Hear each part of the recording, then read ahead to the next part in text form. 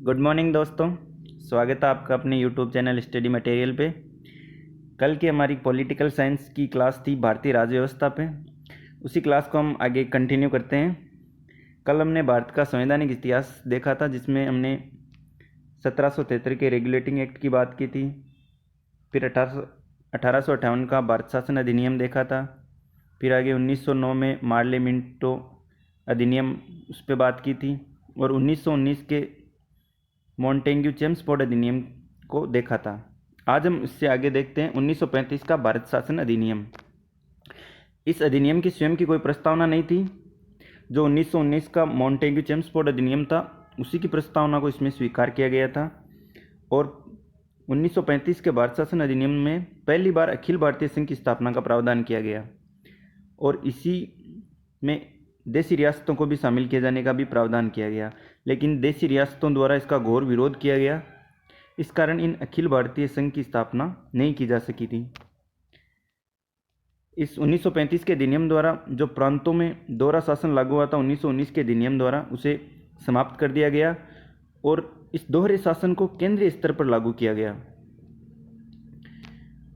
इसके द्वारा प्रांतों में स्वायत्तता दी गई और केंद्र व राज्यों के बीच विषयों का भी बंटवारा कर दिया गया और 3 सूचियां बनाई गई थी: संघ सूची, राज्य सूची और समवर्ती सूची। संघ सूची में 59 विषय, राज्य सूची में 54 और समवर्ती सूची में 36 विषयों को रखा गया। और जो विषय अवशिष्ट विषय थे, जिन्हें रेजिड्यूरी पावर्स भी कहा जाता है, उन पर विधि बनाने की जिम्मेदारी गवर्नर जनरल के पास रखी गई। केंद्रीय स्तर पर संघीय लोक सेवा आयोग और राज्य स्तर पर राज्य लोक सेवा आयोग की स्थापना का प्रावधान 1935 के अधिनियम में किया गया था।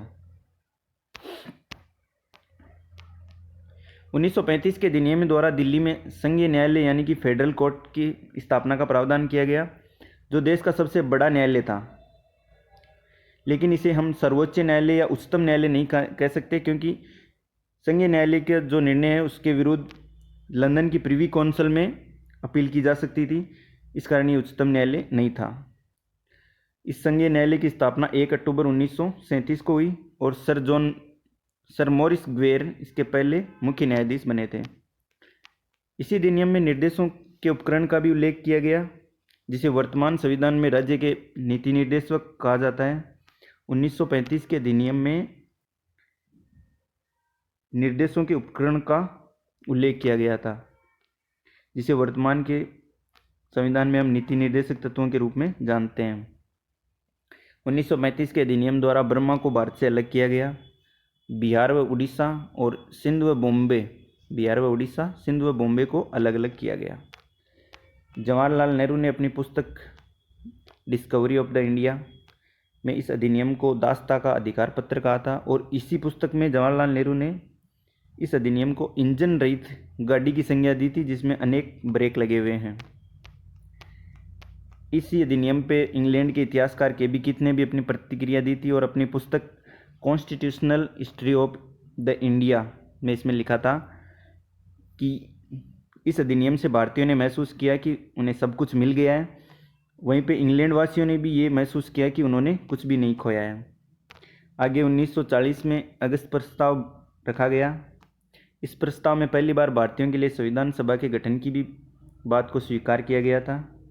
फिर 1942 में क्रिस प्रस्ताव रखा गया। इस प्रस्ताव में भारतीयों की संविधान सभा की गठन की बात की गई थी। महात्मा गांधी ने इस प्रस्ताव को दिवालिया बैंक का चेक कहा था, जो मार्च 1942 में क्रिस प्रस्ताव आया था। इस प्रस्ताव को महात्मा गांधी ने दिवालिया बैंक का चेक की संज्ञा दी थी। कई बार क्वेश्चन पूछा जाता है कि दिवालिया बैंक का चेक किस प्रस्ताव को कहा गया और किसके द्वारा कहा गया था, तो ये महात्मा गांधी द्वारा मार्च 1942 में रखे गए क्रिस प्रस्ताव पर कहा गया था। फिर 1947 में भारतीय स्वतंत्रता अधिनियम आया था। इस अधिनियम के द्वारा भारतीयों को स्वतंत्रता दी गई, लेकिन भारत का विभाजन भी हुआ था। इसी कारण 14 अगस्त को पाकिस्तान अपना स्वतंत्रता दिवस मनाता है और 15 अगस्त को भारत अपना स्वतंत्रता दिवस मनाता है। वहीं बांग्लादेश 15 अगस्त को अपना शोक दिवस मनाता है, क्योंकि बांग्लादेश के संस्थापक कहे जाने वाले शेख मुजीबुर रहमान की हत्या हुई थी 15 अगस्त के दिन, इसलिए बांग्लादेश 15 अगस्त को शोक दिवस के रूप में मनाता है। 16 दिसंबर 1971 को बांग्लादेश बना था और शेख मुजीबुर रहमान बांग्लादेश के राष्ट्रपिता कहलाए जाते हैं। 1974 में इंदिरा गांधी और शेख मुजीबुर रहमान के बीच गांवों के अदला बदली हेतु भूमि समझौता हुआ था और 15 अगस्त 1975 को एक सैनिक विद्रोह हुआ था बांग्लादेश में। उसी सैनिक विद्रोह में शेख मुजीबुर रहमान की हत्या कर दी गई थी। इसी कारण बांग्लादेश 15 अगस्त को शोक दिवस के रूप में मनाता है। 1974 में जो भूमि समझौता हुआ था उसे लागू करने के लिए वर्ष 2013 में 119वां संविधान संशोधन राज्यसभा में रखा गया था और वर्ष 2015 में 100वें संविधान संशोधन के रूप में ये लागू हुआ था, जिसे हम 3 बीघा कॉरिडोर के रूप में भी जानते हैं। इस 100वें संविधान संशोधन के कारण पश्चिम बंगाल, असम, मेघालय और त्रिपुरा की सीमाओं में बदलाव किया गया था। आगे हम बात करते हैं देशी रियासतों को इस अधिनियम में साफ छूट थी कि वो भारत में मिल सकते हैं अथवा पाकिस्तान में मिल सकते हैं या अपना एक स्वतंत्र अस्तित्व भी रख सकते हैं।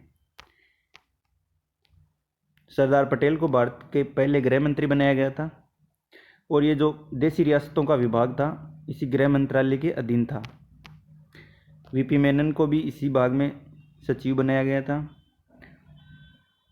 भारत के राजनीतिक एकीकरण का श्रेय सरदार पटेल और वीपी मेनन को ही दिया जाता है। वीपी मेनन ने अपनी 2 पुस्तकें लिखी थी। पहली थी integration of the Indian states and transfer of the powers.